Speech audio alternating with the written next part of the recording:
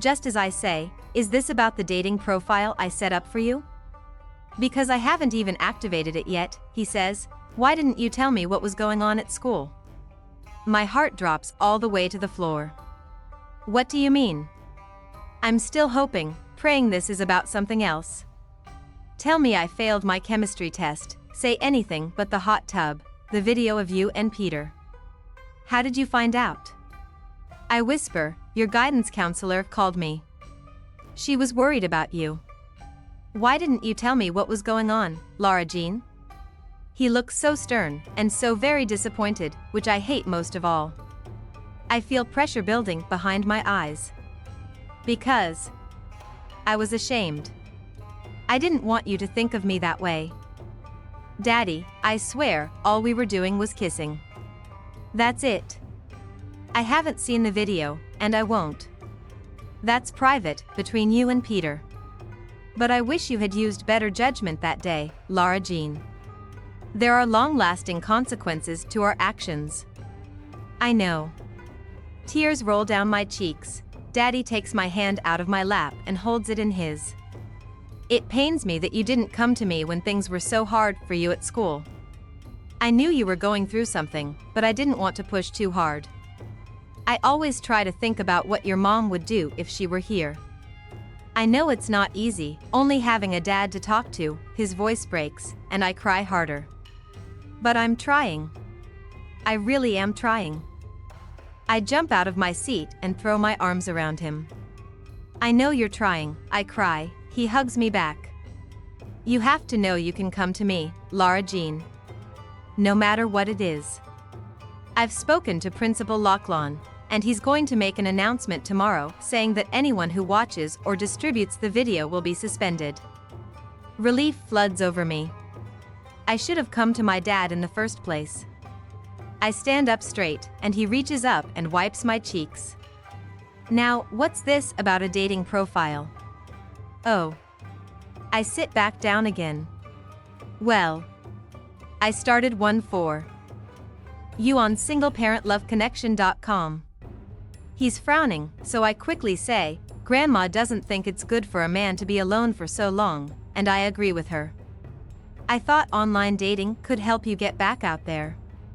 Lara Jean, I can handle my own dating life. I don't need my daughter managing my dates. But you never go on any. That's my concern, not yours. I want you to take down that profile tonight. It was never even active, I just set it up in case. It's a whole new world out there, Daddy. Right now we're talking about your love life, not mine, Lara Jean. Mine we'll save for another time. I want to hear about yours. Okay. Primly, I fold my hands in front of me on the table. What do you want to know? He scratches his neck. Well, are you and Peter pretty serious? I don't know. I mean, I think I might love him. But maybe it's too early to say. How serious can you be in high school, anyway? Look at Margot and Josh and how that turned out. Wistfully, Daddy says, he never comes around here anymore. Exactly. I don't want to be the girl crying in her dorm room over a boy. I stop suddenly. That's something Mommy said to Margot. She said don't be the girl who goes to college with a boyfriend and then misses out on everything. He smiles a knowing kind of smile. That sounds like her. Who was her high school boyfriend? Did she love him a lot? Did you ever meet him? Your mom didn't have a high school boyfriend. That was her roommate she was talking about. Robin. Daddy chuckles. She drove your mom crazy. I rest back in my seat. All this time I thought Mommy was talking about herself. I remember the first time I saw your mom. She was throwing a dinner in her dorm called Thanksgiving, and a buddy of mine and I went. It was a big Thanksgiving meal in May. She had on a red dress, and her hair was long back then. You know, you've seen the pictures. He pauses, a smile flickering on his face. She gave me a hard time. Because I brought canned green beans and not fresh ones. That's how you knew if she liked someone, if she teased them. Of course, I didn't know it at the time. I was pretty clueless about girls back then. Ha! Back then. I thought you guys met in a psychology class, I say. According to your mom, we took the same class one semester, but I don't remember seeing her. It was in one of those lecture halls with hundreds of people. But she noticed you, I say. That, I've heard before. She said she liked the way he paid attention in class, and how his hair was a little too long in the back, like an absent-minded professor. Thank God she did. Where would I be without her? This gives me pause. Where would he be? Without us, certainly, but probably he wouldn't be a widower either. Would his life have been happier if he'd married some other girl, made some other choice? Daddy tips my chin. Firmly he says, I would be nowhere without her, because I wouldn't have my girls. I call Peter and tell him Mrs. Duval called my dad and he knows all about the video, but he's talked to Principal Lachlan and everything will be fine now. I expect him to be relieved, but he still sounds down. Now your dad probably hates me, he says. He doesn't, I assure him. Do you think I should say something to him? I don't know, like, apologize, man to man? I shudder. Definitely not. My dad is super awkward.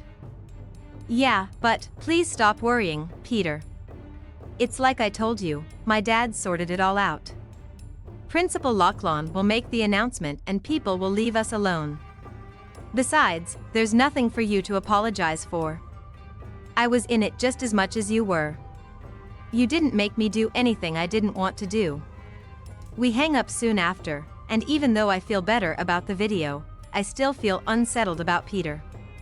I know he's upset about not being able to protect me, but I also know that part of why he's upset is because his pride was injured, and that has nothing to do with me.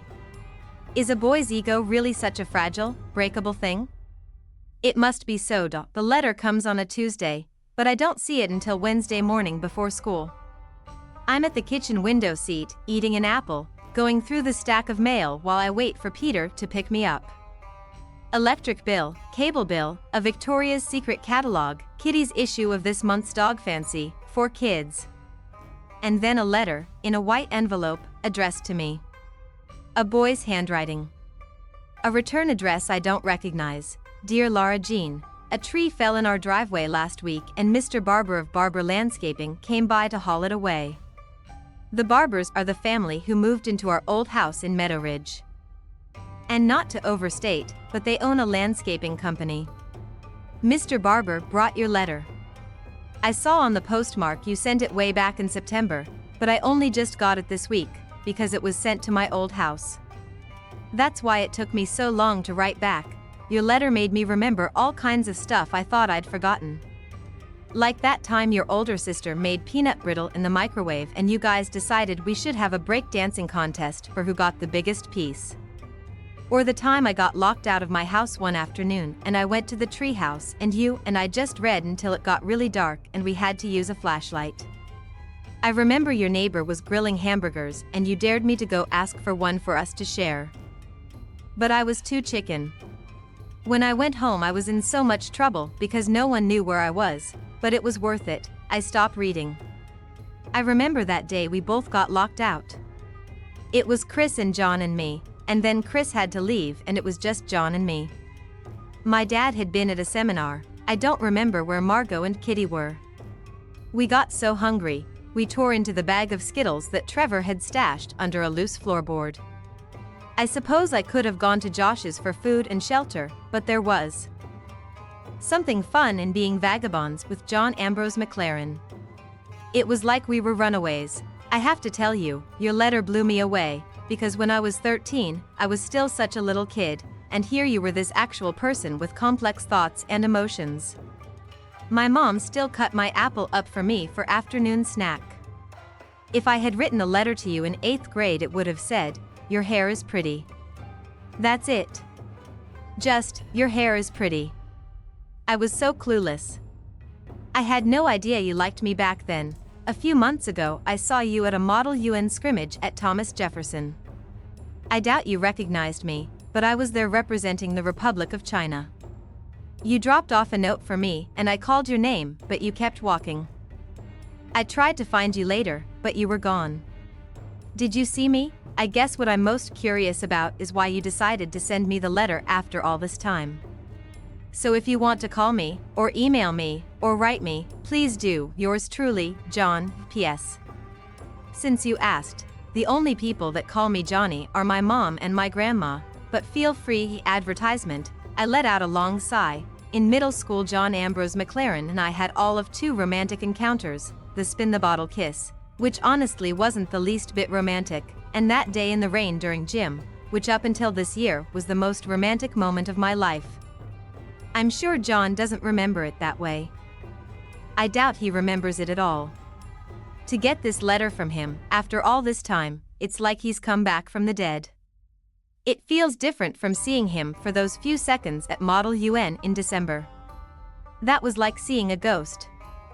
This is a real, living person I used to know, who used to know me. John was smart, he made the best grades of the boys, and I made the best grades of the girls. We were in honors classes together. He liked history best, he always did his readings, but he was good at math and science, too. I'm sure that hasn't changed. If Peter was the last boy in our grade to get tall, John was the first. I liked his yellow hair, sunny and fair like white summer corn.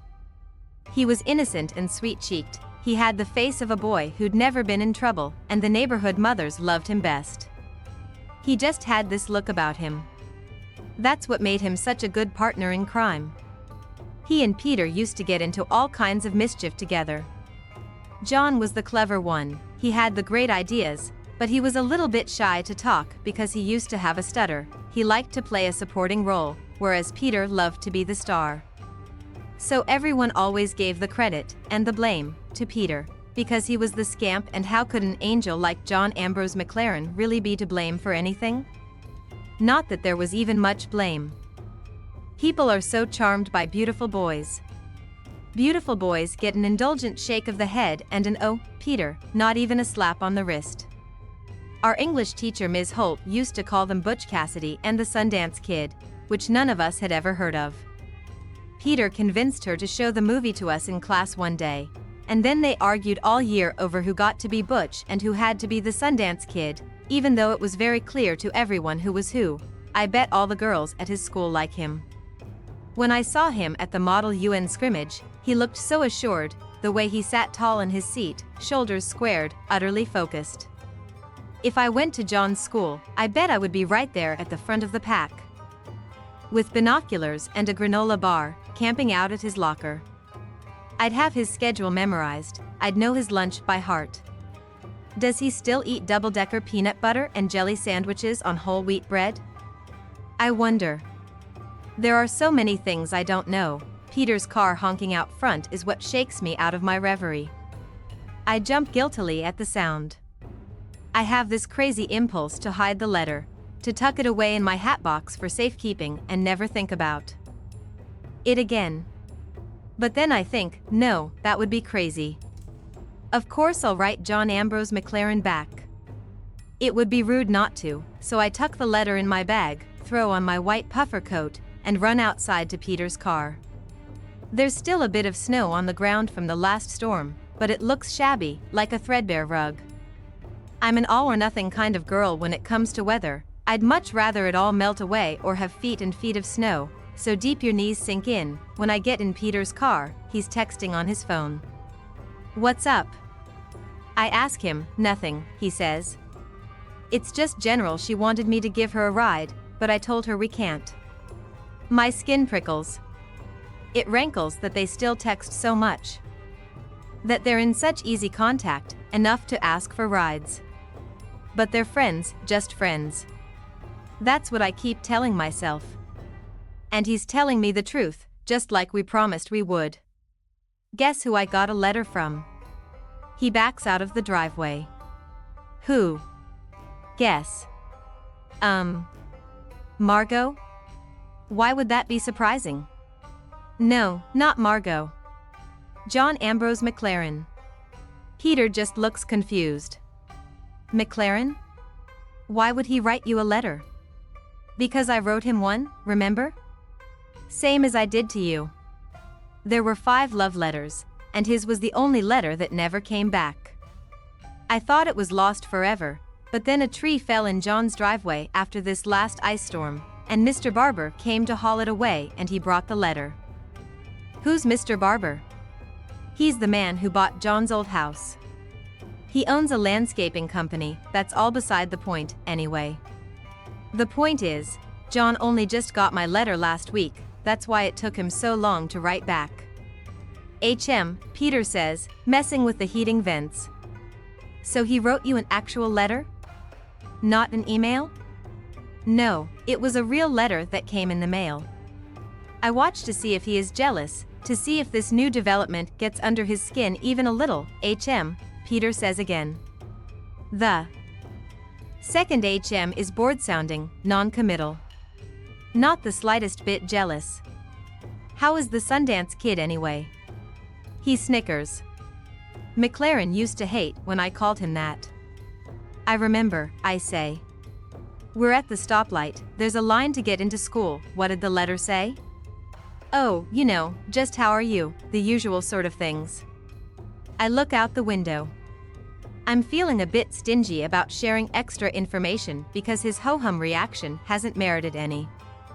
Doesn't he have the decency to at least act like he cares? Peter drums his fingers on the steering wheel. We should hang out with him sometime. The thought of Peter and John Ambrose McLaren in the same space together again is discomfiting. Where would I even look? Vaguely I say, maybe. Perhaps bringing up the letter wasn't such a great idea. I think he still has my old baseball glove, he muses. Hey, did he say anything about me? Like what? I don't know. Like, did he ask what I was up to? Not really. Peter's mouth turns down into a miffed sort of expression. What did you write him back? I just got it. I haven't had time to write anything back. Tell him I say hey when you do, he says, sure, I say. I feel around in my bag to make sure the letter is still in there. So, wait, if you sent a love letter to 5 of us, does that mean you liked us all equally? He's looking at me with expectant eyes. And I know he thinks I'm going to say I liked him best, but that wouldn't be true. Yes, I liked you all exactly the same, I tell him, bullshit. Who'd you like best? Me, right? That's a really impossible question to answer, Peter. I mean, it's all relative. I could say I liked Josh best, because I liked him longest, but you can't judge who you love the most by how long you love them. Love? Like, I say, you definitely said love, well, I meant like. What about McLaren? He asks. How much did you like him in comparison to the rest of us? Finally. A little jealousy at last. I liked him. I'm about to say the same, but I hesitate. According to Stormy, no one can ever like anyone exactly the same. But how can you possibly quantify how much you like a person, much less two? Peter always has to be liked the best. He expects it. So I just say, it's unknowable. But I like you best now. Peter shakes his head. For someone who's never had a boyfriend before, you really know how to work a guy. I raise my eyebrows. I know how to work a guy. That's the first time I've ever heard that in my life. Genevieve, Chris, they know how to work guys. Not me. Never me, dear John, New York, first of all, thanks for writing me back. That was a really nice surprise. Second of all of the story behind the letter. I wrote you that letter in 8th grade, but I never meant for you to see it. It sounds crazy, I know, it was just a thing I used to do. When I liked a boy, I'd write the letter and then I'd hide it away in my hat box. The letters were just for me. But then my little sister Kitty, remember her? Scrawny and willful, sent them all out back in September, including yours. I do remember that breakdancing contest. I think Peter won. He would have taken the biggest piece of peanut brittle either way, though. This is random, but do you remember how he used to always take the last piece of pizza? So annoying. Do you remember how he and Trevor got into a fight over it and they ended up dropping the pizza and nobody got to have it? Do you remember how all of us went to your house to say goodbye when you moved? I made a chocolate cake with chocolate peanut butter frosting, and I brought a knife, but your forks and plates were all packed up, so we ate it on the front porch with our hands. When I got home, I realized that the corners of my mouth were stained brown from the chocolate. I was so embarrassed. It feels like such a long time ago. I'm not in Model UN, but I was there that day and I did see you. Actually, I had a feeling you might be there because I remembered how into Model UN you were in middle school. I'm sorry I didn't stick around so we could catch up. I think I was just startled because it had been so long. You looked the same to me too. Much taller, though. I have a favor to ask. Would you mind sending me back my letter? The other ones have found their way back to me, and though I'm sure it will be excruciating, I'd really like to know what I said. Your friend, Lara Jean. It's late, and all the lights are off at my house. Daddy's at the hospital, Kitty's at a sleepover. I can tell Peter wants to come inside. But my dad will be home soon and he might be freaked out if he gets home and it's just the two of us alone in the house so late. Daddy hasn't said anything in so many words, but since the video, something shifted just the tiniest fraction. Now when I go out with Peter, Daddy oh so casually asks what time I'll be home, where we'll be. He never used to ask those kinds of questions, though I suppose he never had much reason to before. I look over at Peter, who has turned off the ignition. Suddenly I say, why don't we go up to Carolyn Pierce's old tree house? Readily, he agrees. Let's do it. It's dark outside. I've never been up here in such darkness. There was always a light on from the Pierce's kitchen or garage or from our house. Peter climbs up first and then shines his phone flashlight down on me as I make my way up. He marvels at how, inside, nothing's changed. It's just like we left it. Kitty never had much interest in coming up here. It's just been sort of abandoned since we stopped using it in 8th grade. We was the neighborhood kids my age, Genevieve, Allie Feldman, sometimes Chris, sometimes the boys P.S, Peter, John Ambrose McLaren, Trevor. It was just a private place. We weren't doing anything bad like smoke or drink. We'd sit up there and talk. Genevieve was always thinking up games of who would you choose. If we were on a deserted island, which of us here would you choose? Peter picked Genevieve without hesitation, because she was his girlfriend.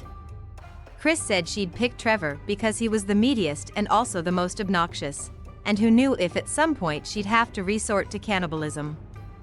I said I'd pick Chris because I'd never get bored. Chris liked that. Genevieve frowned at me, but she'd already been picked once. And besides, it was true, Chris would be the funner island companion, and probably more helpful around the island. I doubted Genevieve would help gather firewood or spear a fish. John took a long time to decide. He went around the circle, weighing all of our merits. Peter was a fast runner, Trevor was strong, Genevieve was crafty, Chris could handle herself in a fight, and for me he said I would never give up hope of being rescued. So he picked me. It was the last summer we spent outside. Just every day was outside. As you grow up, you spend less and less time outside. Nobody can say go play outside anymore to you. But that summer we did. It was the hottest summer in 100 years, they said. We spent most of it on bikes, at the pool. We played games. Peter sits down on the floor and takes off his coat and spreads it out like a blanket. You can sit here. I sit down, and he pulls me toward him by my ankles, reeling me in carefully like a big fish that might jump off the line. When we're knees to knees, he kisses me, soft-lipped. We have all the time in the world kisses. I'm shaking, but not from the cold. I feel jittery heart palpitations, kind of nerves. Peter bends his head and starts kissing my neck, making his way down to my collarbone. I'm so keyed up, it doesn't even tickle the way it normally does when someone touches my neck. His mouth is warm, and it feels nice. I fall back against my hands, and he moves over me. Is this it? Is this when it's